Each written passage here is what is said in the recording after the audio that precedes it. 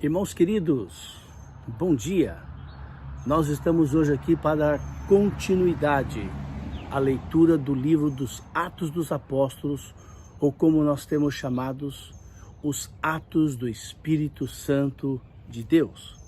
Amados, desde que nós começamos a leitura do livro de Atos, tem sido maravilhoso ver, deslumbrar os atos que Deus tem feito nesta terra, através do apóstolo Paulo, dos outros apóstolos, como a igreja começou, como foi a caminhada, como foi a pregação do evangelho. Quando eu estou ouvindo os outros irmãos, os outros pastores, lendo, a minha mente, ela se transporta para aquela época e eu fico vislumbrando os atos, as ações, os acontecimentos. Isso tem enchido o meu coração de alegria, como Deus, no seu infinito amor por você, por mim, lá no passado, como Ele trabalhou para que o Evangelho chegasse até nós. Ontem, pastor Ricardo terminou o capítulo 19 e hoje eu vou continuar lendo o capítulo 20. Atos capítulo 20. E diz assim a palavra do Senhor. Vamos ler? Quando tudo aquilo tinha passado, ou seja, tudo aquilo que? No capítulo 20, pastor Ricardo leu que Demétrios, lá em Éfeso, fez um grande alvoroço para tentar destruir a vida de Paulo, os seus discípulos, os seus companheiros que estavam pregando o evangelho lá. Então Paulo diz, quando tudo aquilo terminou, tudo aquilo havia passado, Paulo mandou chamar os discípulos e os animou e os despediu e ele partiu para a Grécia, pregando e exortando os crentes pelo caminho em todas as cidades que ele passava. Ele ficou na Grécia 3 meses e estava se preparando para navegar para a Síria, quando descobriu uma conspiração dos judeus contra a sua vida. Por isso ele decidiu seguir primeiro em direção ao norte, para a Macedônia. Diversos homens estavam viajando junto com ele e chegaram até a Ásia, na Turquia, e os seus nomes eram Sópatro, de Bereia, filho de Pirro, Gaio, da cidade de Derbe, Aristarco e Segundo, da cidade de Tessalônica, Timóteo e Tíquico e Trófimo, que moravam na Turquia e estavam voltando para casa. Eles tinham ido na frente e estavam esperando por nós em Troade.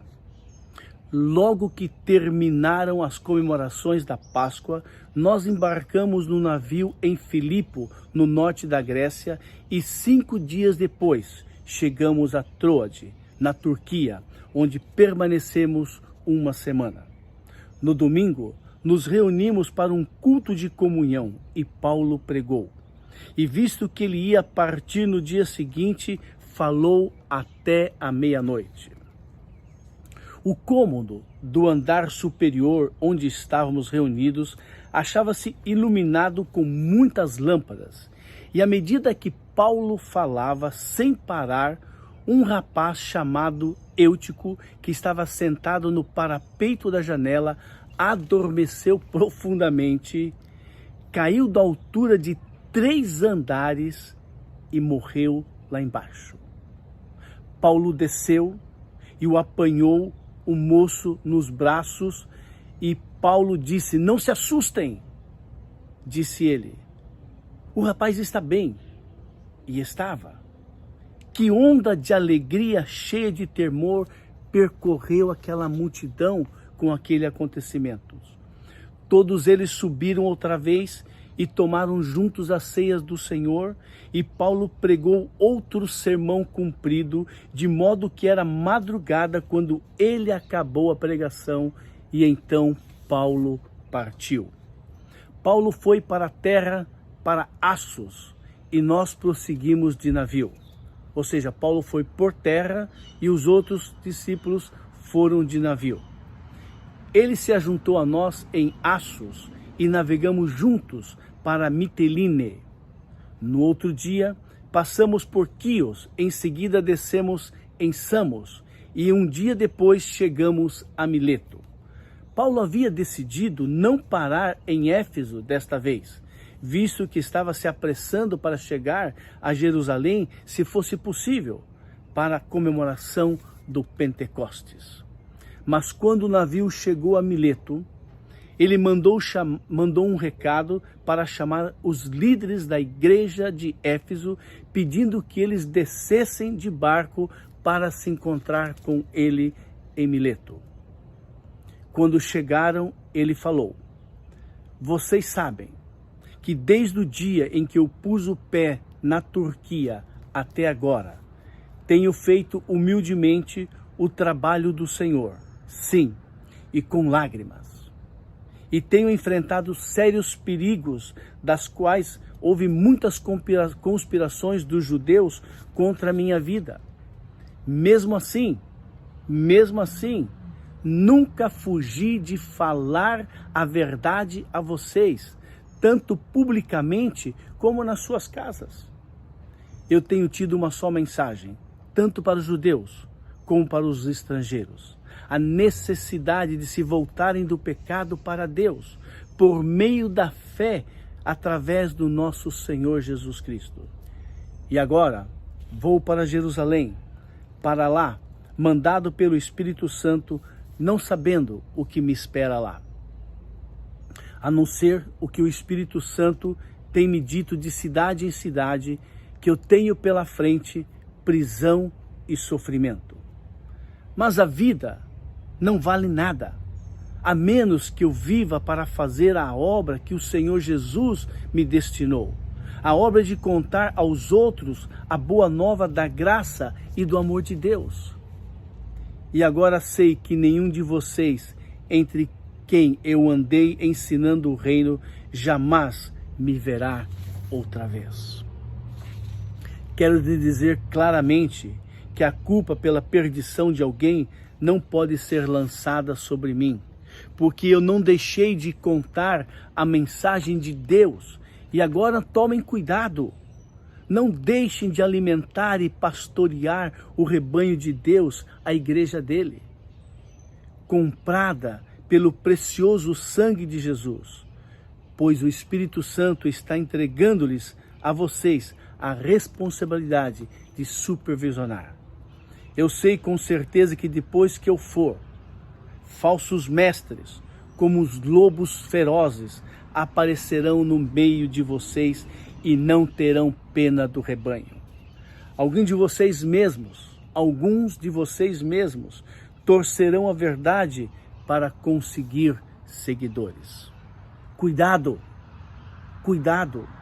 Lembre-se que durante 3 anos estive com vocês, ensinando noite e dia e com muitas lágrimas. Agora eu entrego a Deus todos vocês ao cuidado dele e a sua graça, que são capazes de edificar a fé e dar a vocês toda a esperança daqueles que estão separados para ele. Nunca mostrei cobiça por dinheiro ou por roupas caras. Vocês sabem que minhas mãos trabalharam para pagar minhas próprias despesas e até agora as despesas daqueles que estavam comigo. E eu fui um exemplo constante. Para vocês, no socorro aos pobres, com o dinheiro que eu mesmo ganhava. Pois eu me lembrava das palavras do Senhor Jesus: é maior bênção dar do que receber. Quando acabou de falar, ajoelhou-se e orou com eles. E chorava em alta voz enquanto abraçavam a Paulo como sua despedida, sentindo tristeza mais do que tudo, porque ele dizia que nunca mais o veriam outra vez. Então eles o acompanharam até o navio. Amados queridos, Paulo nesse momento, falando àquele povo e falando a nós hoje, do seu trabalho, da pregação do Evangelho, da ministração da palavra àqueles que já haviam se convertido. Paulo não media esforços na força do Senhor, a força que Deus dava para ele. Ele caminhava pregando, ensinando e evangelizando a todos que ele podia. Do capítulo 20, o que me chama a atenção é que Paulo abriu os olhos para o grande tesouro que é Jesus. Sim, o maior tesouro na face da terra, o maior tesouro que eu e você temos, chama-se Jesus Cristo. Sim, nosso Senhor, nosso Salvador. E Paulo revela essa grande descoberta a tal ponto que ele diz que a vida dele não vale nada se não tiver um só sentido. E eu vou repetir para os irmãos Atos capítulo 20, versos 24. Mas a vida não vale nada, a menos que eu viva para fazer a obra que o Senhor Jesus me destinou. A obra de contar aos outros a boa nova da graça e do amor de Deus. Amados, isso não foi designado somente para Paulo, foi designado para mim, Jonas, e para você, essa incumbência de nós descobrirmos em Jesus o grande tesouro e a importância e a necessidade de pregar o Evangelho que vai transformar vidas.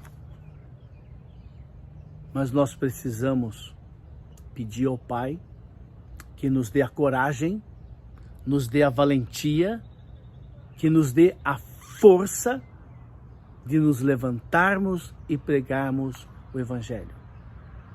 Paulo teve que andar por outras cidades e outros países. Nós aqui podemos andar na casa do vizinho do lado, vizinho da frente, vizinho de trás.